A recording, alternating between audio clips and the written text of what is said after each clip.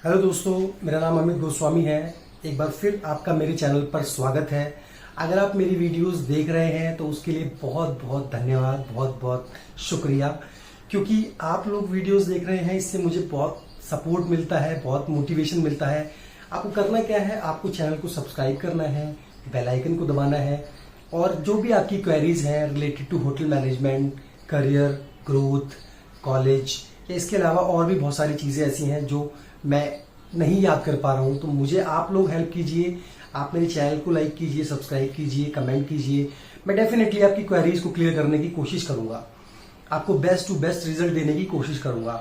आज जो मैं टॉपिक आपके सामने लेके आया हूं वो ये है कि आफ्टर होटल मैनेजमेंट मेरा फर्स्ट जॉब का एक्सपीरियंस कैसा रहा। तो जैसे कि मैंने लास्ट वीडियो में आपको बताया था कि मेरे होटल मैनेजमेंट के कोर्स के दौरान मेरा एक्सपीरियंसेस क्या थे, मेरी लाइफ जर्नी क्या थी होटल मैनेजमेंट के ड्यूरेशन में। उसके बाद मेरी पहली जॉब कैसे लगी। अब मैं उस जॉब के बारे में आपको एक्सपीरियंसेस बताने जा रहा हूँ। तो फर्स्ट जॉब जो थी मेरी वो दिल्ली में ही थी। मैं दिल्ली से ही बिलोंग करता हूँ। मैंने अपना होटल मैनेजमेंट IHM मेरिट से किया है। दिल्ली में आने के बाद मैंने naukri.com पे अपना रिज्यूमे डाला। द क्राउन प्लाजा रोहिणी, जो कि एक बड़ा 5 स्टार बहुत ही अच्छा होटल है, वहां से मुझे कॉल आया। मैंने इंटरव्यू दिया, मैं सेलेक्ट हो गया as a fresher. Food and beverage service department में सबसे बेसिक, सबसे लोएस्ट पोस्ट पे मैंने ज्वाइन किया, food and beverage service associate. तो जी देखिए, इंडस्ट्री बहुत ब्लूमिंग इंडस्ट्री है, बहुत सारे पॉजिटिव पॉइंट्स हैं, बहुत सारे नेगेटिव पॉइंट्स हैं। मैं नहीं चाहता कि मैं अगर ये वीडियो बना रहा हूं तो मैं आपको नेगेटिव की तरफ, सिर्फ नेगेटिव की तरफ ही धकेलूं, आपको पॉजिटिव बातों के बारे में नहीं बताऊं। देखिए, इंडस्ट्री बहुत अच्छी है। जब आप होटल में जाते हैं तो आपको बहुत सारी चीजें ऐसी हैं जो जिंदगी में पहली बार देखने को मिलती हैं, पहली बार आपको महसूस करने को मिलती हैं। तो डेफिनेटली होटल इंडस्ट्री के पॉजिटिव एस्पेक्ट्स भी हैं, नेगेटिव एस्पेक्ट भी हैं। तो मैं जब होटल में पहली बार गया तो मुझे डायरेक्ट ही बैंक्वेट में डाल दिया। बैंक्वेट वो जगह है होटल में जहाँ पे बहुत सारे फंक्शंस, इवेंट्स, शादियां, सगाइयां, ये सब चीजें होती हैं एक बल्क लेवल पे। एज एन फ्रेशर मैं जब इंडस्ट्री में गया, जब होटल में गया, बैंक्वेट में जाते ही मुझे बहुत ही अजीब फीलिंग आने लगी। उसका कारण ये था कि जो क्राउन प्लाजा रोहिणी दिल्ली का जो बैंक्वेट हॉल है वो बड़े बैंक्वेट हॉल्स में आता है दिल्ली के अंदर। वहां पे जो थे वो थे मतलब 100-150 कलीग्स थे। बैंक्वेट बहुत लंबा चौड़ा था। छोटे से छोटा काम जो था वो स्टाफ से करवाया जाता था, बट नन अदर देन। और होटल्स में अगर आप जाएंगे तो जो बेसिक काम होते हैं वो आपको कैजुअल्स, जो डे टू डे लाइफ के 500-700 रुपए के जो लड़के आते हैं उनसे कराया जाता है। बट क्राउन प्लाजा रोहिणी में ऐसा नहीं था।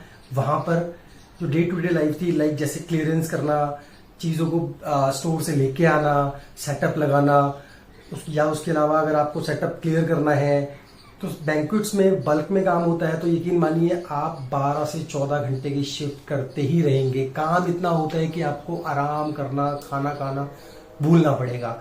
हाँ, बैंक्वेट्स जब बिजी नहीं होते तब आपके पास उतना प्रेशर नहीं होता, बट जब बैंक्वेट बिजी है, जब फंक्शन के टाइम चल रहे हैं, जब शादियों के सीजन चल रहे हैं, जब वो टाइम चल रहा है कि बैक टू बैक फंक्शंस हैं, तो आप भूल जाइए कि आप एक इंसान है। आपको एक मशीन की तरह ट्रीट किया जाएगा। आपसे जितना मैक्सिमम काम हो सकता है उतना मैक्सिमम काम लिया जाएगा।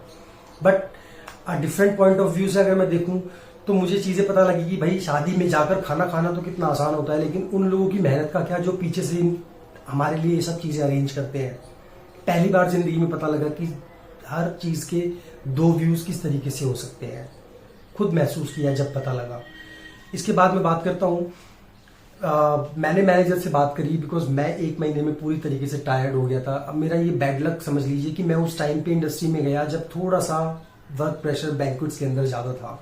बट नन अदर देन मैंने बैंक्वेट मैनेजर को अप्रोच किया। सर, मैंने कहा कि मैं एक अच्छी डिग्री लेकर आया हूँ, एक अच्छे कॉलेज से आया हूँ, तो मैं इस बैंक्वेट्स में काम नहीं कर सकता। रादर आप मुझे ट्रांसफर कर दीजिए या तो किसी अदर आउटलेट में, या फिर मैं अभी रेजिग्नेशन देने जा रहा हूँ।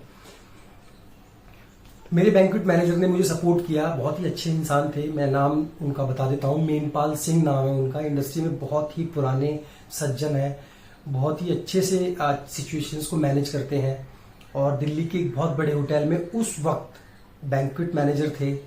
तो आज तो मुझे लगता है कि बहुत अच्छी पोस्ट पे होंगे। बट उन्होंने मुझे मौका दिया। उन्होंने मुझे उसी होटल के कॉफी शॉप में मेरा ट्रांसफर करवा दिया। तो कॉफी शॉप का जो नाम था वो था मोज़ैक। मोज़ेक एक बहुत ही प्यारा, बहुत ही ओपन लॉन्च था, लॉबी लेवल पे। उसकी रूफ बहुत ऊंची थी, बहुत प्यारा बार बना हुआ था, सामने लाइव किचन था, ऊपर एक स्पेशलिटी रेस्टोरेंट था, सामने रिसेप्शन था। तो मतलब बहुत ही लाइव लोकेशन थी। आपको कभी भी वहां पर ऐसा नहीं फील होगा कि आप अकेले हैं, आपके साथ बात करने के लिए कोई नहीं है, आपके पास कुछ करने के लिए नहीं है। आपके पास हमेशा कुछ ना कुछ करने के लिए होता ही था।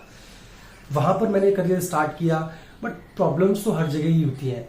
वहां पर मुझे पूरे दिन ब्रेकफास्ट सेटअप करना है, ब्रेकफास्ट सेटअप हटाना है, लंच सेटअप लगाना है, लंच बुफे सेटअप हटाना है, उसके बाद सारा एरिया क्लीन करना है, सारे लिनन चेंज करने हैं, नैपकिन्स को फोल्ड करना है, सारे मैट साफ करने हैं, रनिंग करनी है। जो स्टेशन होल्डर होता है, जो कि ऑर्डर लेता है, ऑर्डर लेने के बाद मैं वो बंदा होता था जो भागता था पीछे से सामान लेके आना, प्याज, टमाटर, चटनी, कटलरी, क्रॉकरी, ग्लास वाइप करना, पीछे सॉइल कटलरी क्रॉकरीज को डिस्पोज करना, वहां से फ्रेश कटलरीज क्रॉकरीज लेके आना।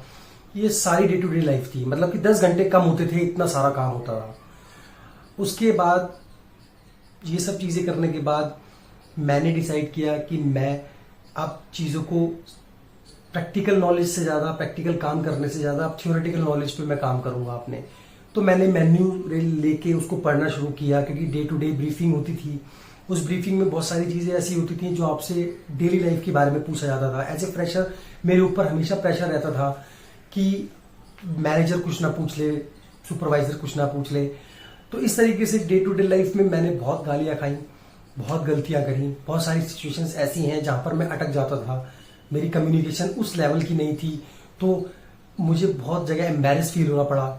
बट फिर भी डेफिनेटली इंडस्ट्री इतनी बुरी नहीं है। अगर अगर आपके बुरे एक्सपीरियंसेस होंगे तो आपके डेफिनेटली अच्छे एक्सपीरियंस भी होंगे।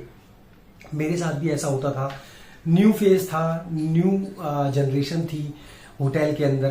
तो बहुत सारे लोग मुझे अप्रोच करते थे कि भाई आप यहाँ क्या कर रहे हो, कैसे काम कर रहे हो, क्यों काम कर रहे हो, क्या मजबूरियां हैं। एक्चुअली क्या है कि हिंदुस्तान, इंडिया के अंदर इस इंडस्ट्री को, यहाँ पे काम करने वालों को उस पर्टिकुलर नजर से नहीं देखा जाता। अगर आप एज एन फ्रेशर, अगर आप एज एन बेस लेवल पे काम कर रहे हैं, बट डेफिनेटली अगर आप बेस लेवल पे काम कर रहे हैं तो ये इंडस्ट्री आपको अपॉर्चुनिटी देती है कि आप अपने आप को ग्रो कर सकते हैं अपनी स्किल्स के अकॉर्डिंग। जैसी आपकी स्किल्स होंगी, जितनी आपकी अच्छी क्वालिटीज होंगी, आप उतनी ही स्पीड से ग्रो करेंगे। डेफिनेटली F&B एसोसिएट था मैं इस होटल में, बट चेंज करके मैंने अपने आप की स्किल्स को प्रूव किया, मैं आगे भी गया, सुपरवाइजर गया, असिस्टेंट मैनेजर गया, एग्जीक्यूटिव पोस्ट तक भी मैं F&B सर्विस में मैंने काम किया हुआ है। बट इस होटल में मैंने ये सब चीजें देखी और महसूस करी कि work pressure as an fresher आपके ऊपर ज्यादा होगा। दूसरा, अगर आप एज एन एम्प्लॉय काम कर रहे हैं कंपनी में, तो आपका एक प्रॉपर रोल होगा। ऐसा नहीं है कि हर आदमी आपको दबाने की ही कोशिश करेगा। आपके साथ सपोर्टिव लोग भी रहेंगे, आपके कलीग आपके साथ रहेंगे, एक टीम की तरह आप काम करेंगे। और थोड़ा सा नेगेटिव जो वाइब्स आती हैं वो आती हैं जब हिंदुस्तानी लोग आपकी बेइज्जती करने की कोशिश करते हैं अननेसेसरी। क्योंकि ब्रेकफास्ट के टाइम पे क्या होता था कि ब्रेकफास्ट के टाइम पे 200 से 250 लोगों को आपको खाना खिलाना है या ब्रेकफास्ट करवाना है। तो आप सोचिए कि आप हर आदमी की डिमांड्स को कैसे फुलफिल करेंगे। कोशिश ही तो कर सकते हैं ना। You can not be a perfect man.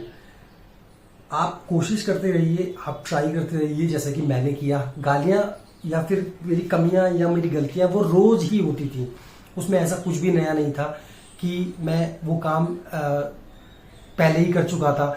मेरे लिए हर दिन एक नया दिन था, एक चैलेंजिंग डे था। इस इंडस्ट्री में बहुत सारी चीजें ऐसी हैं जो आपको हर रोज नई सीखने को मिलेंगी। और मैं आपको कुछ पॉजिटिव पॉइंट्स के बारे में बता दूं कि जहां पर इंडियंस लोग ऐसे थे कि जो आपकी हर वक्त इंसल्ट करने की कोशिश करते थे, कुछ इंडियंस ऐसे भी आते थे जो आपको सपोर्ट करते थे। मेरे साथ तो ऐसे ही हुआ। इसके अलावा अगर फॉरेनर्स कोई बंदा आया हुआ है, कोई गेस्ट बैठा हुआ है, कोई कस्टमर बैठा हुआ है, मैं जाता था, मैं अप्रोच करता था, मैं कोशिश करता था उनसे ज्यादा से ज्यादा बात करने की, ताकि मैं अपनी कम्युनिकेशंस को अच्छा कर सकूं। और वो इसलिए कि अगर मैं इस इंडस्ट्री में रहना चाहता हूं, सर्वाइव करना चाहता हूं, तो मेरे को कम्युनिकेशन स्किल्स पर मास्टर्स हासिल करनी ही थी। देखिए, कोशिश करना काम है। इंडस्ट्री अपनी जगह पर वैसी ही है। जो लोग पहले काम करते थे आज वो कहीं और हैं, जो आज कहीं और है वो कल कहीं और होंगे। तो डेफिनेटली आप किसी भी नेगेटिव एस्पेक्ट्स को अपने ऊपर हावी मत होने दीजिए। इंडस्ट्री बहुत अच्छी है, बहुत ब्लूमिंग इंडस्ट्री है। नेगेटिव बातें होती हैं।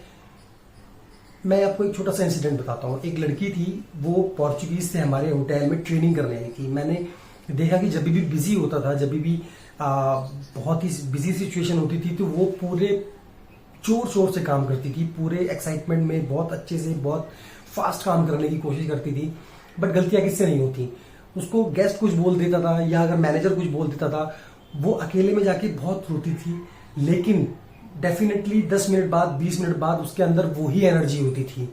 तो होटल मैनेजमेंट आपको हर सिचुएशन में लड़ना सिखा देगा। और अगर नहीं, होटल मैनेजमेंट का कॉलेज अगर ये नहीं कर सकता, तो ये जो इंडस्ट्री है ये आपको एक परफेक्ट मैन बना देगी। आपको डिसाइड करना है होटल मैनेजमेंट आपको करना चाहिए या नहीं करना चाहिए। आपको सर्विस में जाना चाहिए, अगर सर्विस आपको अच्छी नहीं लगती, अगर आपको झूठी प्लेटें नहीं उठानी है, अगर आपको वाइप नहीं करना है, गंदे झूठे बर्तनों को, कटलरीज को वाइप नहीं करना है, अगर आपको लाइक एक सेफ सिक्योर जॉब चाहिए, तो आप किचन में चले जाइए, आप हाउसकीपिंग में चले जाइए। ठीक है, फ्रंट ऑफिस में भी बहुत सारी सिचुएशंस को डेली बेसिस पे फेस करना होता है, तो वहां पर भी स्ट्रगलिंग लाइफ होती है। बट अगर जैसे मैंने सर्विस चूज किया, तो मेरे जो एक्सपीरियंसेस हैं वो बहुत ही यूनिक एक्सपीरियंसेस हैं, बहुत अलग अलग एक्सपीरियंसेस हैं। बट ऐसा नहीं है कि अगर आप डिग्री करते हैं तो आपको सिर्फ सर्विस ही चूज करनी है। आप किचन चूज कीजिए, 2 साल लगेंगे, 3 साल लगेंगे, 5 साल लगेंगे, बट आपकी सेटिस्फेक्शन बहुत जरूरी है।